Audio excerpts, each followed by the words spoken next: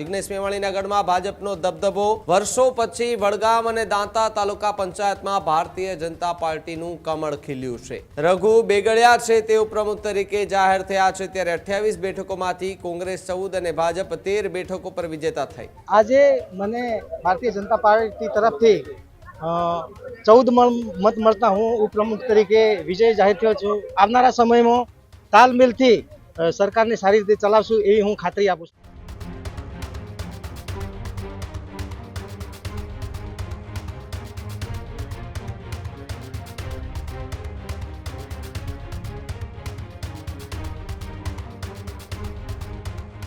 જિગ્નેશ મેવાણીનો જે ગઢ જે છે એ ગઢની અંદર એટલે કે વડગામનો જે ગઢ છે ત્યાં ભારતીય જનતા પાર્ટીનો દબદબો જોવા મળ્યો। જી હા, જિગ્નેશ મેવાણીના ગઢમાં ભાજપનો દબદબો વર્ષો પછી વડગામ અને દાંતા તાલુકા પંચાયતમાં ભારતીય જનતા પાર્ટીનું કમળ ખીલ્યું છે। મગરવાળા બેઠકના અનુબેન ઉપલાણા પ્રમુખ તરીકે ચૂંટાયા છે। રઘુ બેગડિયા છે તે ઉપપ્રમુખ તરીકે જાહેર થયા છે ત્યારે 28 બેઠકોમાંથી કોંગ્રેસ 14 અને ભાજપ 13 બેઠકો પર વિજેતા થઈ। એક અપક્ષ સભ્યે જીતતા એ કિંગ મેકર બન્યા। બહુમતી હોવા છતાં કોંગ્રેસ સત્તાથી વંચિત રહી છે। જિલ્લા પ્રભારી ધવલ દવેની વ્યૂહરચના અહીંયા સૌથી મોટી એમને કામ લાગી છે ત્યારે જિલ્લા પ્રમુખ કીર્તિસિંહ વાઘેલાની મહેનત પણ રંગ લાવતી જોવા મળી। જ્યારે અપક્ષ અને કોંગ્રેસ સભ્યોએ પણ ભાજપને સમર્થન આપ્યાની વાત સામે આવી રહી છે ત્યારે પ્રદેશ મહામંત્રી અજય બ્રહ્મભટ્ટનું સતત માર્ગદર્શન જે છે તે અત્યારે અહીંયા કામ આવતું જોવા મળી રહ્યું છે।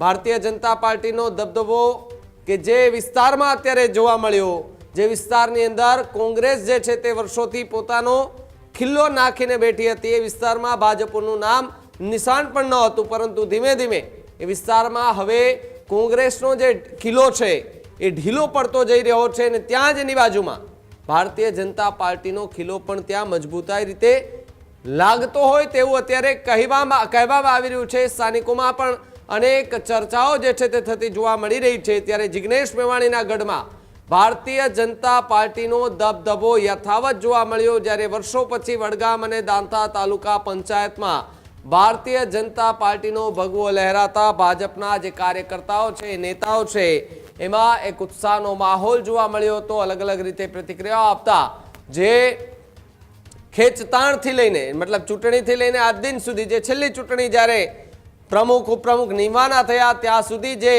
ધમપછાડાઓ ચાલ્યા અને એ બધા ધમપછાડા પછી ભારતીય જનતા પાર્ટીની આ સૌથી મોટી જીત જે છે તે કોંગ્રેસના ગઢમાં ગણાતી હાલ જોવા મળી રહી છે।